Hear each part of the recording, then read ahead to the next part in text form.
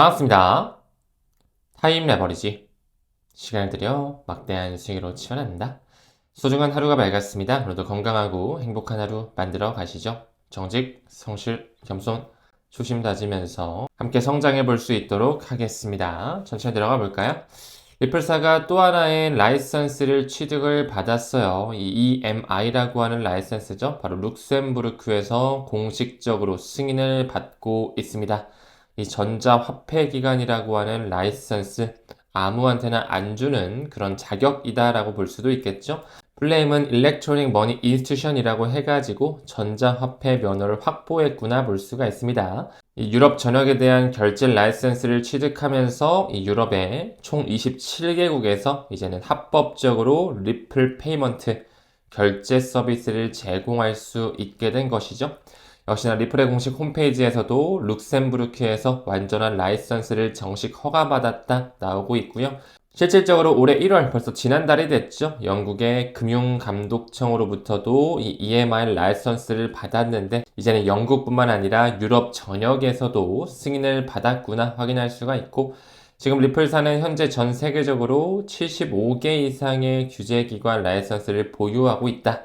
가장 많이 이런 자격상을 획득한 암호화폐 기업 중 하나라는 거 사실상 전 세계를 포괄할 수밖에 없는 그들의 움직임, 전략적인 행보 우리가 꾸준히 추격을 하고 있습니다. 시간이 지나면서 다양한 스테이블 코인이 나오고 RWA가 점점 더 확장되고 멀티체인들이 왔다 갔다 하는 그런 시장에서 리플 원장 같은 경우는 새로운 금융 레이어로 진화되고 있는 듯한 모습 큰 그림으로 봐주시면 좋겠습니다. 다음 기사 봤을 때 리플의 스테이블 코인 RLUSD 잘 알고 계시죠? 이제 AUM 자체가 15억 달러를 바라보고 있습니다. 무엇보다 얼마 전에 바이낸스 상장을 했고요. 아직까지는 이더리움 페어 정도 올라와 있지만 이제 리플 원장 위에서도 올라오는 그 페어상이 상장될 조짐이 보여지고 있고요. RLUSD 같은 경우는 소매보다도 기관급에게 매우 중요한 결제 파이프라인 중 하나라는 것이 매우 중요하겠죠. 실질적으로 이 코인 마켓캡 기준으로 해서 총 공급량이 1.3빌리언 13억 달러를 훨씬 넘어가고 있고요. 더 나아가서 리플의 투명성 보고서를 미루어 봤을 때는 벌써 14억 달러가 실질적으로 넘었다라는 걸 알 수가 있습니다. 조만간 15억 달러를 또 돌파하는 움직임 기사화가 되겠죠. 한 작년 연말 정도만 하더라도 시가총액 100위권 안에 진입했다 이런 말씀 드린 것 같은데 벌써 50대 초반권 이제 또 조만간 그 안팎으로 더 빠르게 올라가는 듯한 느낌 충분히 볼 수가 있을 것 같습니다. 아직까지는 리플 원장보다도 이더리움 메인넷 위에 많이 주조가 되어 있거든요. 현재 리플 원장에는 한 3억 4천만 달러 정도의 RLUSD가 올라와져 있구나. 또 최근에 리플 원장 기반의 자동화 마켓 메이커죠. 이 오토매틱 마켓 메이커 역시나 꾸준히 풀 자체가 우상향하는 듯한 모습. 무엇보다 RLUSD와 XRP 페어상 자체가 벌써 XRP 130만 개가 락킹이 되어 있고요. LP 토큰 유동성 공급자 같은 경우도 15억 개를 충분히 상회하고 있습니다. 결국에 이 페어상 자체가 1등 자리로 올라오면서 이 해당 LP 토큰의 가치 또한 함께 병렬적으로 상승하는 움직임 지분 확보하신 분들은 시간을 들이시면 좋은 결과 있을 거라고 생각을 하고요. 리플 원장 말 나온 김에 이 에스크로 물량도 체크해보고 가면 한 338억 개 정도 잠겨져 있구나. 이것은 단순히 리플사가 가지고 있는 물량이 아니라 유동성을 회수하고 공급할 수 있는 창구의 역할로 바라보자 강조를 드렸었죠. 무엇보다 최근에 21 쉐어즈의 XRP 2026년 전망 보고서를 미루어 보았을 때 매우 중요한 부분이 또 나열이 되어 있거든요. 실질적으로 그 스트롱 인베스터 디맨드, 많은 기관급 투자자들이 XRP에 대한 요구 그리고 수요가 지금 계속 뒷받침되고 있다라는 건데 무엇보다도 지금 현재 이 거래소 보유량이 7년 만에 최저치 1.7빌리언까지 떨어지면서 매우 점점 부족한 부분으로 가고 있는 것이죠. ETF 수요 자체도 매우 크게 지속적으로 이루어지고 있고요. 많은 개인 투자자들, XRP 아미들도 쉽사리 물러나지 않고 있습니다. 가격보다는 가치에 집중하는 분들이겠죠. 이제 토탈 AUM 자체 13억 달러를 크게 상회하고 있고요. 약 7억 5천만 개 정도의 XRP가 현물 ETF로 잠겨지고 있습니다. 최근에는 비트와이즈, 프랭클린 템플턴, 카나리 캐피탈, 그레이스케일, 렉스 오스프리 순서로 많은 기관의 자금의 유입이 이루어지고 있었네요. 다음 기사 봤을 때 백악관 자문위원회에서 이 스테이블 코인 보상 논의 진전을 이루고 있다라고 하면서 정부와 이 암호화폐 업계 그리고 또 전통금융 업계에서는 스테이블 코인 관련 보상, 이 리워드 같은 거 규제 기준을 명확하게 하기 위해서 이제 방안을 모색하고 있다. 이런 기사가 나오는 건데요. 사실상 좀 합의는 불발이 됐습니다. 뭐 최근에 이제 도널드 트럼프가 불러가지고 너희들 빨리빨리 이거 통과시켜라 뭐 이런 식으로 좀 큰 소리를 내긴 했지만 조금 역시나 지연이 되고 있는 거죠. 이번 달 안으로 뭐 절충안을 마련하겠다 이런 식으로 얘기를 하는데 아직까지 스테이블 코인 이자 허용 가닥이라든지 디파이적인 부분에서도 많은 좀 잡음이 나오면서 시간이 좀 지속적으로 지연되고 있구나. 여유롭게 1년 전체로 바라보자들 강조드렸죠.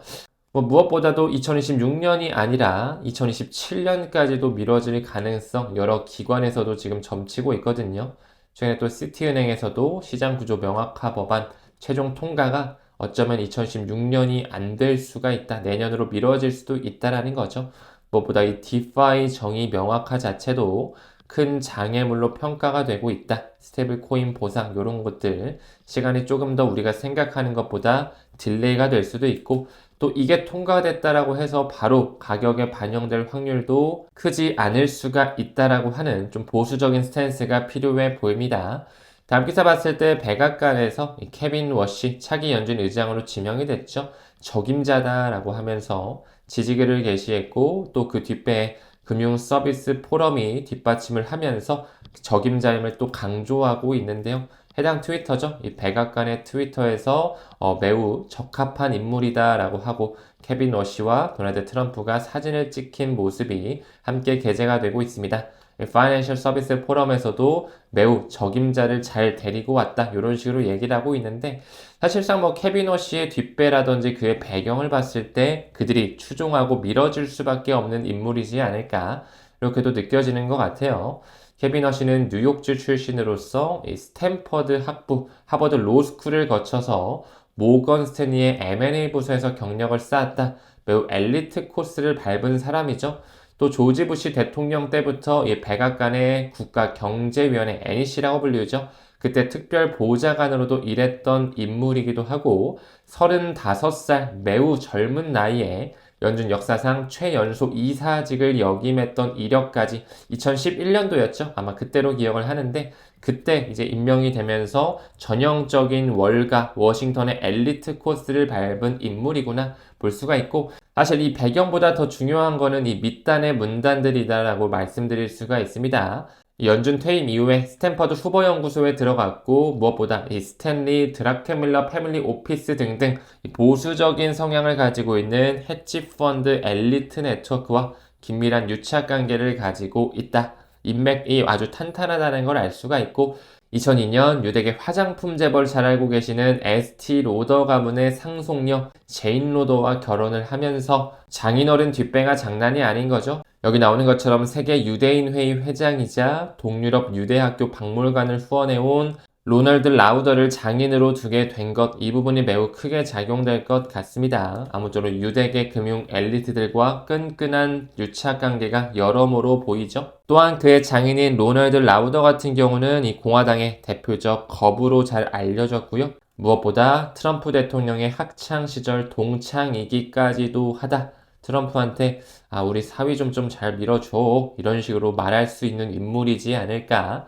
그렇기 때문에 케빈 워시가 지금 꾸준하게 이렇게 뭔가 신봉을 받으면서 적임자라고 하는 스티커가 붙여지고 있습니다.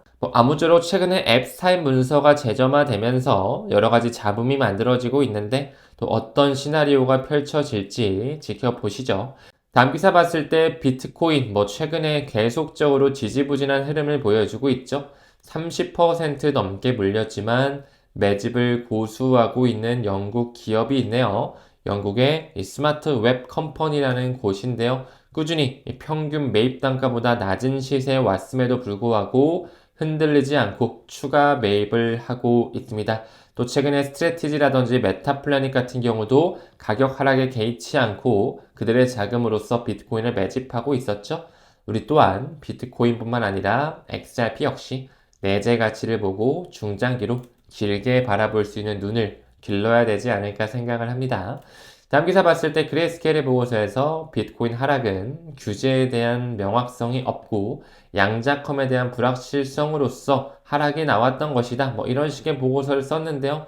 무엇보다 그들은 비트코인에 대한 한정된 공급, 토크나이제이션, 그리고 블록체인 금융의 혁신 등등 이런 구조적인 변화 요인에 있어서 장기적으로는 여전히 긍정적 전망을 유지하고 있다라는 거, 양자컴에 대한 불확실성도 사실상 개인들 대중몰이를 하기 위한 그들의 하나의 소스라는 것 개인적인 생각 전달드려 봅니다.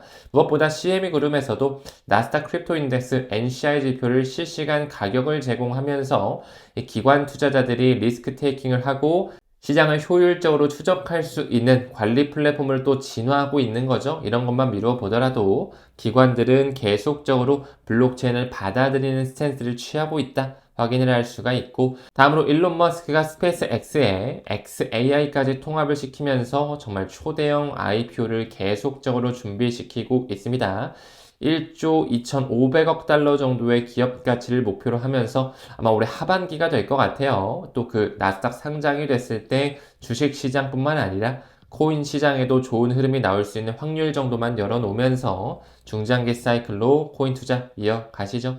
초대형 인프라 투자와 사업 확장에 나설 전망이다. 또 머스크 같은 경우는 도지코인과의 유착 관계도 여전히 가지고 있기 때문에 꾸준히 면밀히 살펴봤으면 좋겠습니다. 오늘 저녁 8시 우리 플레이어님들은 44번째 라이브 준비되어 있고요. 브릭스페이 유닛 관련해서 조금 더 깊숙하게 파볼 수 있는 시간을 준비했으니까 스케줄 참고해 주시고요. 또 무엇보다 우리가 기준을 두고 있는 BIS와 IMF 굉장히 많은 논문들도 준비했으니까요. 펀더멘탈 다져갈 수 있는 시간으로 치환해 가시죠. 오늘도 끝까지 시청해 주시면 굉장히 감사드리고요. 좋은 하루, 건강한 하루 보내시길 바라겠습니다. 우리는 모든 면에서 점점 더 좋아지고 있습니다. 감사합니다. 성투합시다.